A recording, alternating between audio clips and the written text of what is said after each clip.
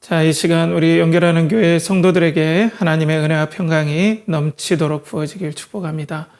제가 이전에 한 영상을 하나 봤습니다. 어떤 뉴스 채널에서 영상을 봤는데 너무나 은혜가 되고, 뉴스 채널인데 너무나 가슴이 좀 벅차 올랐어요. 우리가 누구의 힘으로 살 것인가 라고 할 때 이 영상이 참 많은 도움이 된다라고 생각이 되어졌습니다. 우리가 과연 어떤 생명으로 살 것인가? 이 영상을 한번 간추리자면, 어떤 사람이 자전거 여행을 하면서 종착지에 도달했어요. 어떤 청년을 만나고 흐느껴 울어요. 그리고 그 청년은 청진기를, 남자 청년인데 자신의 심장이 있는 곳에 이렇게 가르쳐 줍니다. 그때 그 자전거를 타고 온 분이 막 울면서 껴안는 그런 모습의 영상인데, 여러분 한번 영상 한번 같이 보시죠.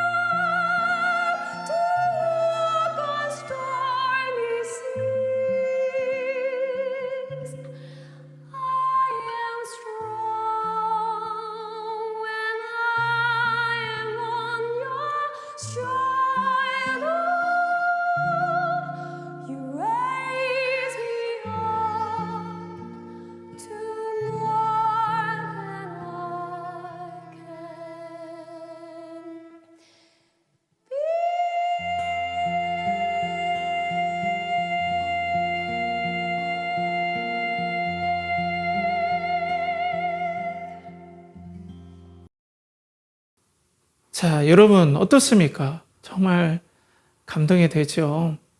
자, 이 청년은 어떤 생각을 가졌을까요?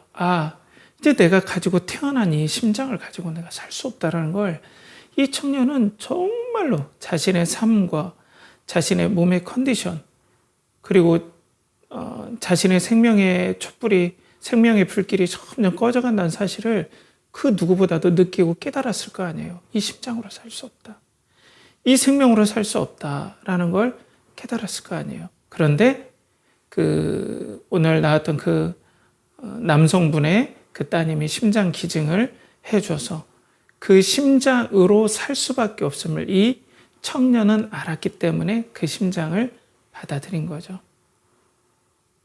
저는 이 구원이라는 것이 그렇다고 생각합니다.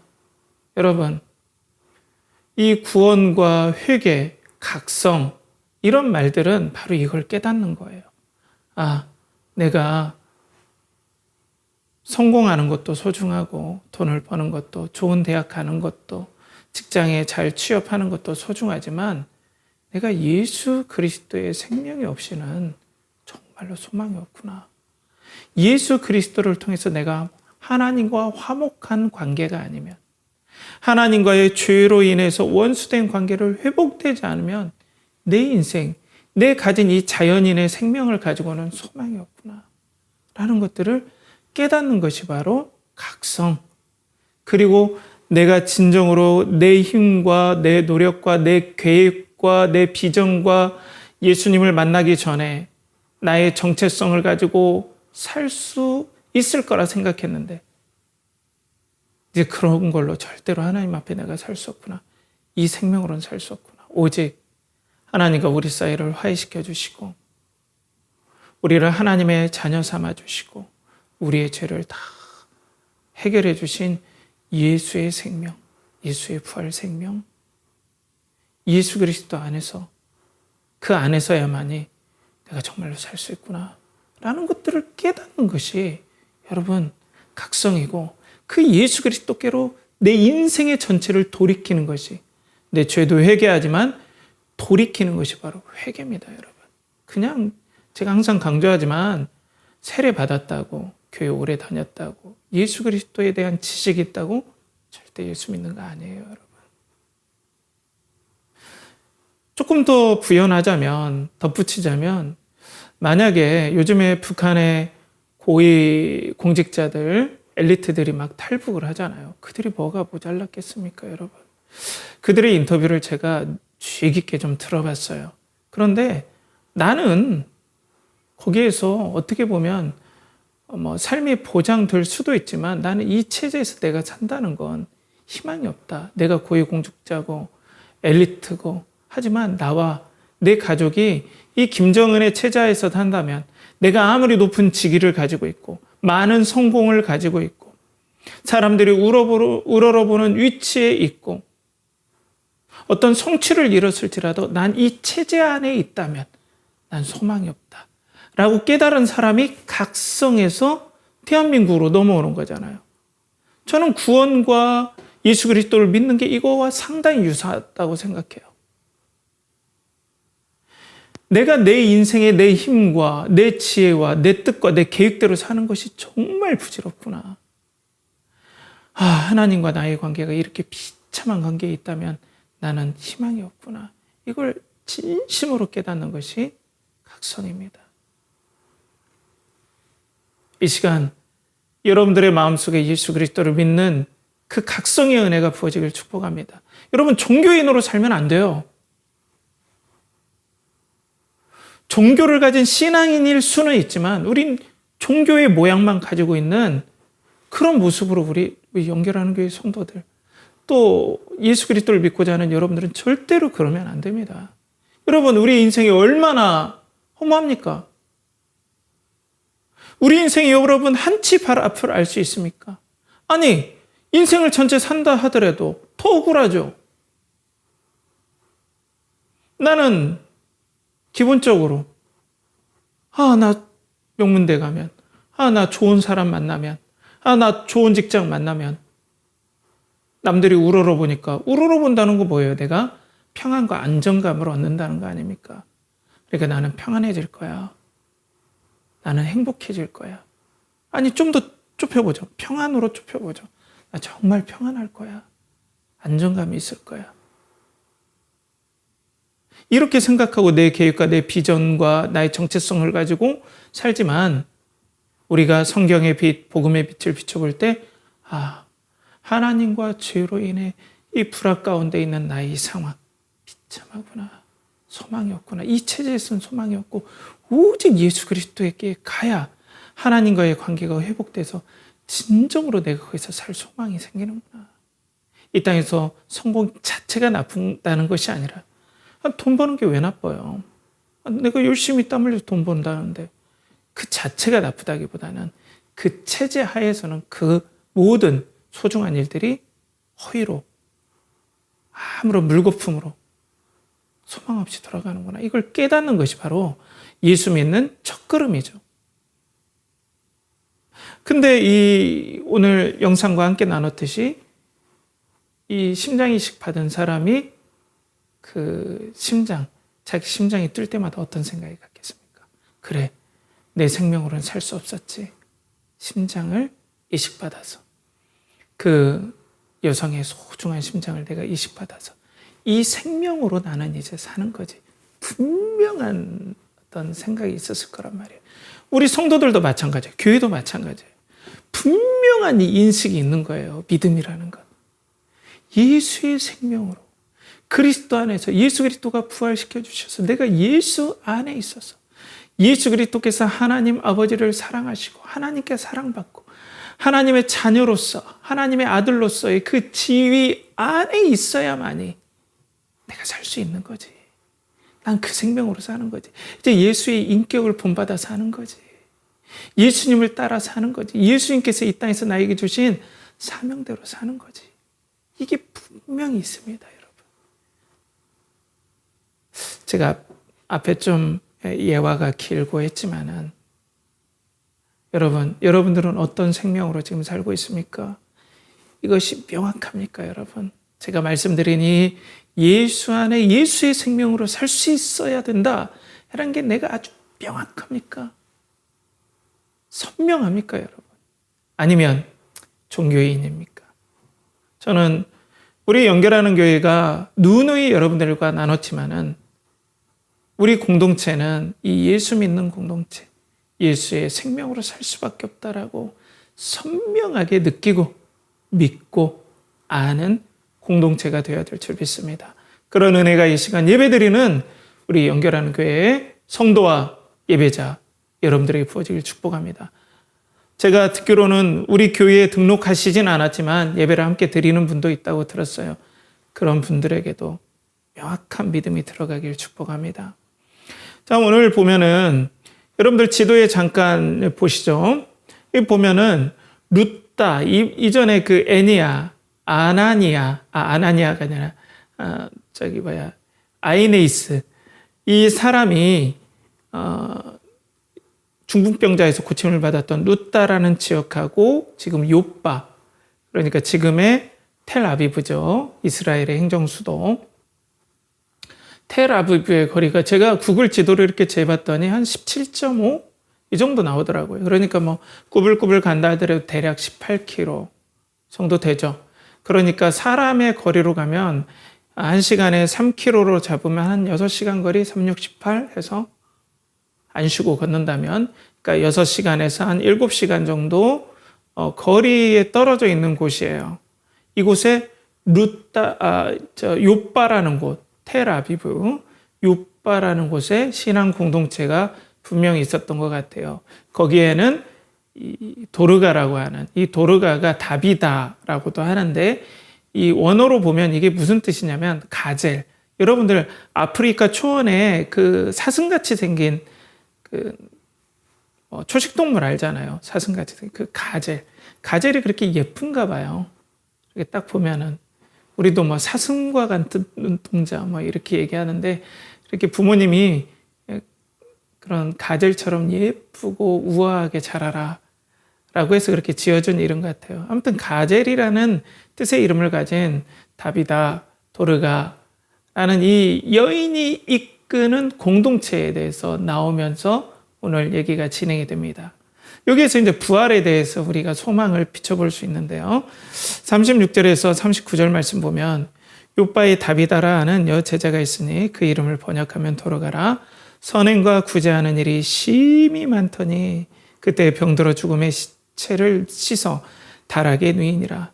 루따가 요빠에 가까운지라 제자들이 베드로가 거기 있음을 듣고 두 사람을 보내어 지체 말고 와달라 간청하여 베드로가 일어나 그들과 함께 가서 이르매 그들이 데리고 다락방에 올라가니 모든 과부가 베드로 곁에 서서 울며 도르가가 그들과 함께 있을 때에 지은 속옷과 겉옷을 다 내보이거늘. 자, 요빠 공동체에서 이 아마 리더십의 위치에 있었던 것 같아요. 이 도르가가. 근데 이 도르가라는 여인이 이제 보면은 아주 선행과 구제하는 일도 많이 했다. 이런 부분들이 있죠. 근데 여러분은 이 주목해야 될 부분들이 있어요, 여러분. 말씀 읽는데 좀 여러분 약간 의문이 가는 지점이 좀 없었나요?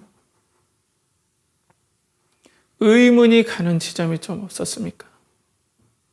보면은, 여기서 보면은 저도 말씀을 읽으면서, 하는 부분이 있어요. 그게 뭘까요? 그게 뭐냐면은, 이 요빠 공동체 교회가, 이 도르가가 병이 들어서 이제 하나님의 품에 안겼는데, 죽었는데, 그래서 그 시체를 씻어서 타락에 누였죠. 타락에 누였어요. 그러면 돌아가신 거잖아요. 그죠? 그런데 38절에 보면 루따가 욥에서 가깝기 때문에 거기에서 지난주에 이 애니아가 중풍병 걸린 것이 나았다는 소문이 이 사론과 요빠 지역까지 쭉 퍼졌죠. 그 소문이 거기까지 들린 거예요. 베드로 사도가 룻다 가까운 지역에 있다는 걸 알고 교회 공동체가 이 성도를 파견을 해요. 제자를. 자, 여기서 보면 이상한 걸 느끼지 않습니까? 지금 베드로에게 마치 우리 교구에 있을 때 제가 부목사로 교구 사역할 때 장례를 치러 달라고 보낸 걸까요? 거기서 그냥 장례 치러도 되잖아요. 그래서 잘 보면 이 요파 공동체가 어떠한 신앙으로 충만해 있었는지를 좀 엿볼 수 있어요. 그게 뭐냐면 예수 그리스도의 수제자 베드로라면 예수님께서 죽은 자를 살리셨듯이 또 예수 그리스도께서 부활 생명으로 충만하시기 때문에 우리 사랑하는 우리 리더를 베드로가 살릴 수 있을 거라는 순수한 믿음이 있었던 것 같아요. 지금 같으면 우리가 그렇게 요청 않죠. 여러분, 이단들 조심해야 됩니다. 이제 지금은 그런 역사들이 일어나지 않지만 이 당시 하나님의 나라가 생명으로 임했다라는 것들을 증명해 보이기 위해서 하나님께서 독특한 기간에 이런 기적들을 보여주면서 부활 생명, 하나님 나라의 생명이 이렇게 역사하고 하나님만이 이 땅을 통치하신다는 걸 보여주기 위해서 이런 것들을 보여주죠. 그런데 정말 이 요파 공동체는 부활에 대한 소망과 부활에 대한 예수 그리스도의 생명으로 산다라는 기쁨으로 충만했던 공동체였던 것 같아요. 그러니까 순수하게 도르가를 부활 생명이신 예수 그리스도가 살려주실 수 있다라는 것을 꽤 소망했다. 순수하게. 전 순수하게 봐요. 물론 나중에 이게 교정받을 수는 있겠죠. 그렇지만 지금 보면 요파 신앙 공동체는 엄청 순수했어요. 저는 그렇게 해석해요. 그래서 빨리 보내죠. 자, 보십시오. 이 도르가라는 여제자가 돌아가셨잖아요. 시체를 씻어요. 하루 정도 소요가 돼요. 그리고 사람을 보내요. 얼른.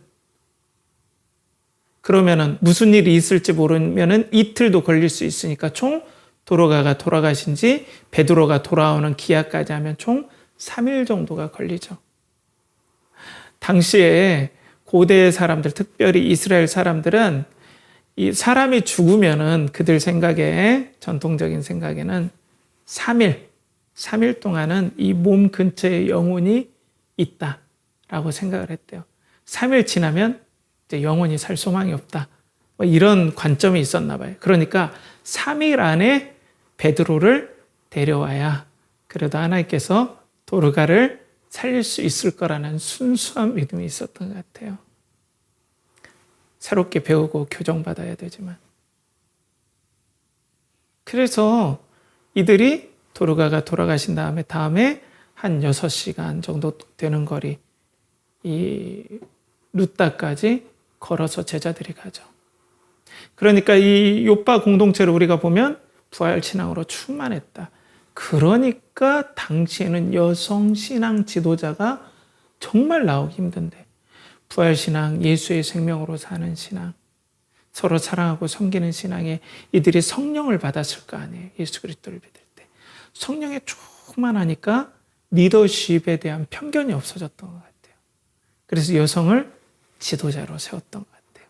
그리고 이 지도자가 된 이 도르가는 정말로 사랑과 희생으로 공동체를 섬겼죠.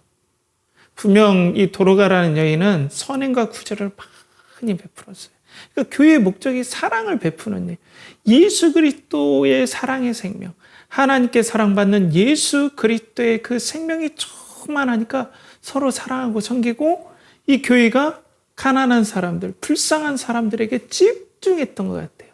예수의 생명이 역사하니까, 예수의 긍휼이 역사하니까, 하나님과의 관계가 새롭게 회복되어서 하나님께 사랑받는 생명으로 충만하니까 내가 이렇게 사랑받는데 불쌍한 사람들이 불쌍하게 보이는 거고 그들에게 긍휼을 베풀어주고 싶은 그런 충만한 부활 생명이, 예수 그리스도의 생명이 요파 공동체에 충만했음을 보게 돼요. 그러니까 당시에 오늘 도르가가 죽었는데 드디어 베드로가 오죠. 다락에 누인 그 도로가를 딱 봤을 때 과부들이 도로가가 얼마나 자기들을 섬겼는지 겉옷과 속옷을 지어준 걸 보고 도로가가 이렇게 우리와 같이 아무것도 없는 사람들을 이렇게 사랑으로 섬겼습니다 라고 이들이 그렇게 울면서 이것들을 보여주는 것들을 볼 때 얼마나 그 안에 예수의 생명, 부활 생명으로 충만했는지 우리는 여기서 단편적으로 볼 수가 있는 거죠. 그러니까 지금 요파 공동체,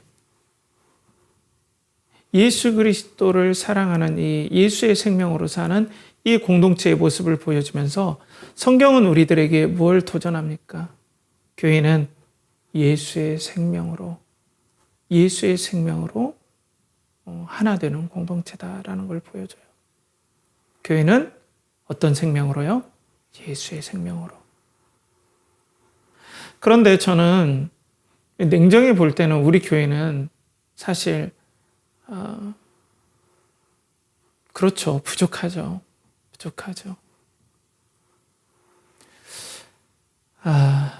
그러면 어떻게 해야 될까요? 우리 교회는 지금 당장에 뭐 근처에 사는 것도 아니잖아요. 우리 성도들이.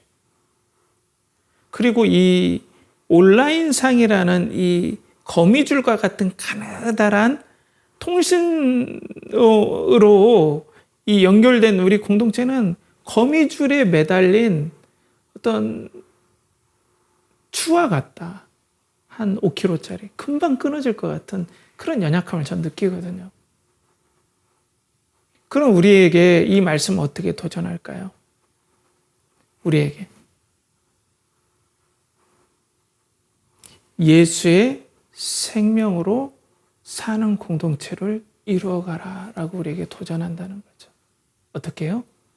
예수의 생명으로 사는 공동체를 이루어가라. 이 얇은 와이파이 선에 아니면 통신선에 정말로 연약하게 매달려 있는 이 교제를 예수의 생명으로 단단하게 채워가라. 그냥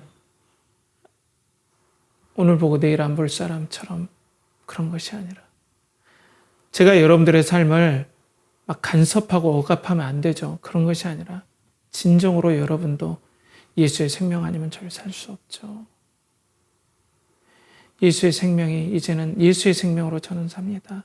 옛날에 내 자연인의 기질, 내 자연인의 어떤 야망으로 살았다면 이제는 예수의 사랑과 생명이 나에게 힘이 되어서 그 사랑과 힘이 내 재능과 은사와 내 직장과 그리고 나의 삶의 여러 부분에서 역사해서 내가 있는 곳에서 예수 그리스도의 인격과 성품이 드러나고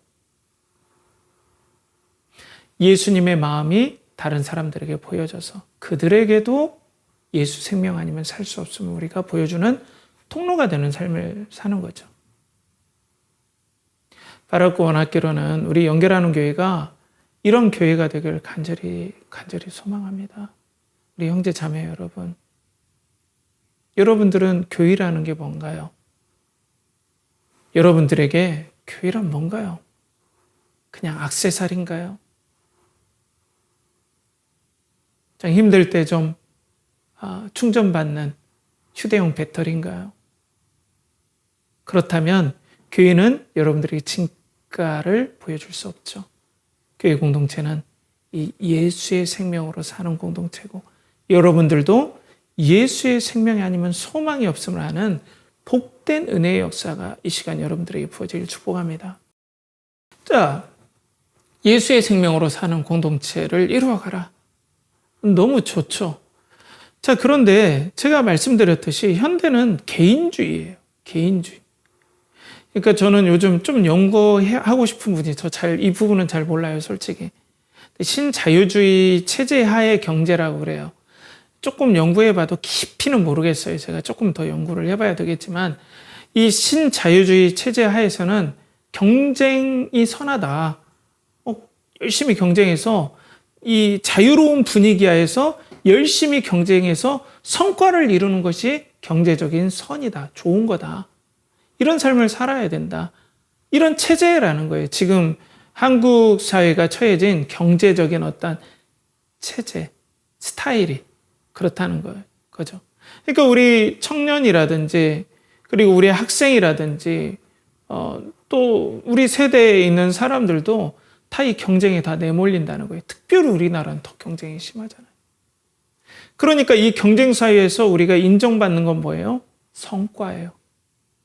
누누이 말씀드렸잖아요. 옛날에는 성과가 없어도 예를 들어서 김씨네 장남이면 그리고 종손이면은 그 타이틀 자체가 주는 무게가 있었어요. 근데 요즘에는 장남이고 종손이고 할 것 없이 돈 없으면 그냥 존재감이 없어요. 우리말로 하면. 그런 시대에 우리가 살고 있죠. 그러니까 개인에게 집중되고 내가 인생에서 뭘 성취할 건가에 함몰된 시대, 그냥 푹 빠져버린 시대가 요즘과 같은 시대예요. 때문에 공동체는 별 관심이 없어지는 시대에 살고 있어요. 우리. 내가 지금 이거 돼야 되는데 공동체는 아유 귀찮아라. 이런 거죠. 아유 귀찮아. 왜 이렇게 나한테 간섭하는 거야? 그 공동체 없어도 사는 거고 당장에 내가 살아야지. 쓸데없는 소리 한다. 이런 생각으로 우리는 할 수도 있다는 거죠. 이해는 합니다. 근데 우리 교회는 거기에다가 제가 말씀드린 가느다란 거미줄과 같은 아주 연약한 끈으로 연결된 교제의 끈으로 연결된 공동체란 말이에요. 우리가 부활 생명으로 더욱더 하나가 되는 공동체를 이 상황에서 우리 형제자매 다 청년이잖아요. 그렇잖아요. 우리 자녀들도 다 젊고 어리고 다 이런 거에 익숙해진 사람 아니에요. 옛날에는 리포트 하나 내주면은 정보가 적기 때문에 팀워크 해야 됐어요. 친구들한테. 너 이거 해라 저기 하는데 지금 어때요? AI하고 개인적으로 소통하면 다 돼요. 인공지능하고. 요즘 인공지능이 편리하죠. 나중에 인공지능에 대해서 얘기할 때도 있겠지만 이렇게 개인주의해야 되는데 어떻게 예수의 생명이 더욱더 매력적으로 다가올 수 있을까요? 그런 공동체를 이루는 게 어떻게 여러분들의 인생의 주된 목표가 될까요? 당장의 여러분들 직장 문제, 당장의 취업 문제, 당장의 학점 문제, 대입 문제 이런 것들이 여러분들에게 관심사죠. 물론 옛날에도 그랬지만 더 심해지는 거예요. 그러면 그런 공동체를 이룰 수 있는 그런 여지가 있을까요? 우리들에게? 또 저는 조금 조심스러운 전망이에요. 제 어떤 견해가 틀릴 수도 있습니다. 저는 앞으로 한국교회가 분열될 가능성이 크다고 봐요. 어떻다고요? 한국교회가 분열될 가능성이 크다. 왜 그러냐면 지금은 계속해서 국제 질서가 이전에는 딱 흑백으로 내 편, 네 편으로 딱 나눌 수 있는 시대가 됐었어요. 국제 질서에서는. 그런데 이제는 다극화되는 시대에 살고 있어요, 우리는. 이제는 미국 아니면 옛날에 소련 이런 체제로 딱 나눈 게 아니라 미국도 나 살 거야. 이런 체제잖아요. 다 각자 도생해. 이제 동맹국도 필요 없어. 너네들도 이제 관세 부과하고 우리부터 살 거야. 이렇게 하니까 동맹국들도 어때요? 옛날에 미국과 하나에 합쳐서 뭔가 팀워크를 이루고 하는 것보다 이제 내 살 길 찾아야겠네. 이런 다극화된 체제로 갈 거란 말이에요. 그러면 이런 다극화된 체제에서 정치 체제가 어떻게 변하냐면 이제는 선동하는 사람들이 어떤 나라에서 계속해서 이런 다극화되는 체제에서는 선동하는 사람들이 힘을 얻는 그런 시대에 살 거란 말이에요. 비근한 예로 지금 우리나라가 더 그런 부분들이 더 강해지고 있죠. 좌냐 우냐 아주 예리하게 갈라지고 있어요. 여러분. 교회도 갈라지고 있어요. 앞으로 모르긴 몰라도 교회는 더욱더 이런 정치적인 어떤 흐름 때문에 많이 분열이 될 겁니다. 그리고 교회는 더 약해질 거예요. 초고령화 사회. 저희 부모님 때, 저희 선배 때, 10년 선배 때 진짜 교회가 활발했죠. 그런데 지금은 그렇지 않아요. 이제 50대만 돼도 교회에서 청년 소리 들어요. 초고령화 사회 때문에 교회는 약해질 뿐 아니라 교회는 정치적으로 분열돼요. 그럼 교회 내에서도 공동체를 이루는 것보다 여러 가지 정치적인 성향 때문에 더욱더 이견들이 많아진다는 거예요. 전 이 구호가 마음에 안 들어요. 아니, 우리 크리스찬들이 크리스찬이기 전에 대한민국 국민 아니냐. 전 이건 조금 견해가 달라요. 저는 대한민국 국민에 대한 자부심이 있어야 되고 나라를 사랑해야 되고 이 체제를 수호해야 된다. 여기에서는 저는 당연히 이 땅에 사니까 저는 찬성이죠. 그렇지만 우리 크리스찬들은 국가 이전에 우리는 성도라는 정체성이 먼저입니다, 여러분. 성도가 우선이에요. 이 정체성부터 우리는 출발해야 돼요. 그렇기 때문에 성도로서 예수의 생명으로 살아가는 게 목적이 돼야 되는데 내가 좌냐 우냐를 깔라져서 그 다음 교회를 생각하니까 교회에서 다 나눠지는 거예요. 쉽지 않겠지만 우리 중심을 잡읍시다. 중심을 잡아야 돼요. 또 마지막으로 보면 좀 슬픈 얘기인데요. 제가 다양한 교회를 거쳐왔잖아요. 저는 개척교회, 소형교회, 중형교회, 대형교회, 초대형교회 다 사역해봤어요.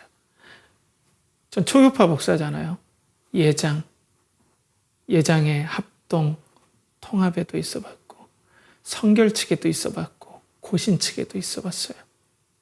다양한, 심지어는 침례 쪽에서도 신앙생활 해보고. 그런데 제가 솔직한 어떤 경험을 비춰보자면 저는 제가 지금까지 사역했던 그 교회에서 너무 성도님들도 좋으셨고 너무나 잘 섬겨주셨고 또 열심히 교제했고 교회를 위해서 헌신했지만 부활을 소망하면서 그 은혜를 힘입어 힘을 내는 교회는 제가 본 적이 없어요. 이건 정직한 제 평가입니다. 부활의 은혜, 예수의 생명 때문에 이 세상에서 뭐가 되고 안 되고가 아니라 예수의 생명 때문에 소망으로 충만한 교회는 한 교회도 못 봤어요. 제가 다녔던 교회가 꽤 교단에서 컸던 교회들, 꽤 잘한다는 교회들이 많았거든요. 그럼 어떻게 되는 겁니까? 성경은 보면 오늘 초대교회의 모습, 꼭 초대교회가 완전하다는 건 아니지만 오늘 초대교회를 통해서 성경은 우리에게, 하나님께서는 우리에게 뭘 보여주시는 거예요?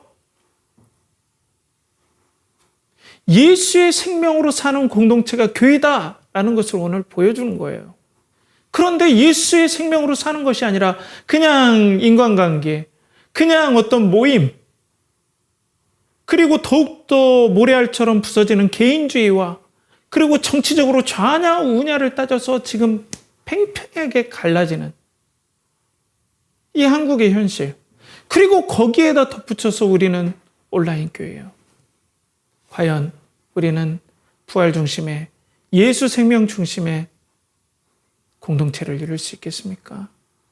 그 생명을 힘입어서 여러분들이 용기를 얻고 인생의 정말 힘든 순간에도 예수 그리스도가 주시는 그 위로, 예수 그리스도께서 하나님을 사랑하고 신뢰했던 것처럼 나에게도 예수의 심장이 뛰면서 하나님을 사랑하고 나의 인생을 진심으로 사랑해 주신 예수 그리스도의 그 진심이 내가 믿어지고 알고 느껴지기 때문에 인생의 용기를 내고 이 땅에서 살아가는 그 생명 때문에 살아가는 것이 맞지 않느냐. 그런데 이게 어렵다라는 거죠. 자, 그런데 오늘 본문 말씀에 보면은 오늘 베드로가 이제 다비다에게 다락에 누워진 다비다에게 올라가고 다 이제 내려가라 하고 기도를 하죠. 그리고 오늘 다비다야 일어나라 라고 얘기를 해요.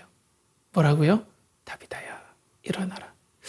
여러분 좀 어디서 많이 본 모습 같지 않아요? 예수님께서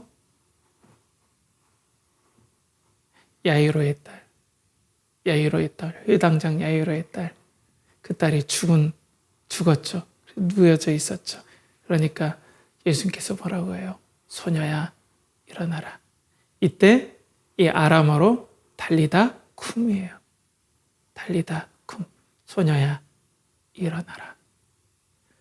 아침에 소녀가 자고 있는데 엄마가 야, 학교 가야지, 일어나라 할 때 소녀가 푸스스 하고 일어나는 그 느낌이 맞아요, 여러분. 그런 뉘앙스라는 거예요. 소녀야, 잠에서 깨우듯이 일어나라. 그런데 베드로 사도가 기도하는데 성령에 충만해서, 원어적으로 보면 이건 아람어로 이렇게 추측할 수 있어요. 다비다 쿰. 다비다야, 일어나라. 다비다 쿰. 잠에서 깨우듯이.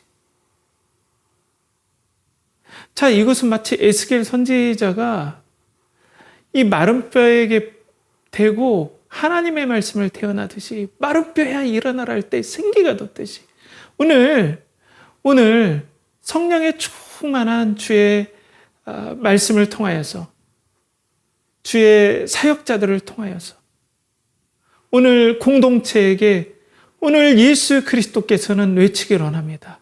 다비다 쿰. 다비다야, 일어나라. 우리 형제 자매 여러분, 일어나십시오. 여러분들의 영혼이 일어나길 축복합니다. 하나님께서 이 시간 성령을 통하여서 여러분들에게 일어나라 너희요, 예수의 생명으로 너희 영혼이 깰지어다 할 때 이 예수 그리스도의 이 부활 생명의 말씀 선포를 통하여서 이 연약한 거미줄과 같이 걸쳐있는 연약한 공동체의 부활 생명이 임하고, 그래서 이 부활 생명의 역사여서 모래알처럼 갈라지는 개인주의, 그리고 정치적으로 갈라진 좌우, 그리고 부활에 관심이 없는 이 세속화된 이 교회, 이 상황에서 우리 교회에 오늘 예수님께서 다비다 쿰. 너 일어나라. 너 영혼아 일어나라. 라고 예수님께서 말씀해 주신다면, 또 이 말씀을 통하여서 성령께서 역사해 주신다면 분명 우리 교회에 은혜가 임할 줄 믿습니다. 다비다 쿰이에요. 예수님께서 말씀하시면 부활하게 돼 있어요. 다시 살게 돼 있어요.